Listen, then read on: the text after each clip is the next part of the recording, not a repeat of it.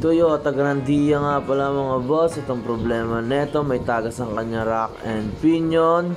Kaya naman kapag ka ginagamit ni bossing sa magapon, halos 2 liters ang nagagamit niyang ATF. At dito nga mga boss ay nabaklas na natin yung kanya rack and pinion assembly. At kung gusto mo makaiwas sa ganitong gastusin, alagaan mo ang kanyang rubber boot para hindi pasukin ng tubig at hindi kainin ng kalawang ang kanyang shafting. At kung ganito nga sira ng unit mo at balak mong mag-DIY mga boss, magdalawang isip ka at mas okay nang magpagawa ka sa mas eksperto. At dito nga mga boss ay nalinisan na natin at napasadaan na natin ng LIA, pero malalim talaga yung tama ng kanyang shafting, kaya naman gamitin na natin yung pinagbabawal na technique. Ito nga pala yung ginagawa ko kapag malalim na yung tama ng shafting, ginagrinder natin. At yung akala mo nga ipalit bago na, at dito kaya pa natin gawa ng paraan.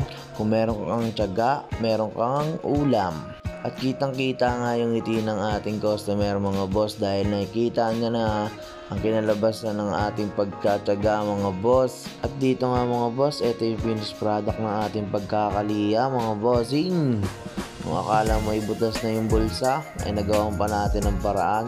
At yung ganito nga rin ang problema ng unit mo mga boss. Dasmariñas Cavite, Paliparan, Tringalan pala tayo mga boss. At pwede mo akong i-message sa aking Facebook account. Kung umabot ka nga sa video na to mga boss, pa-like and share and follow na rin. At muli, maraming pong salamat sa panonood.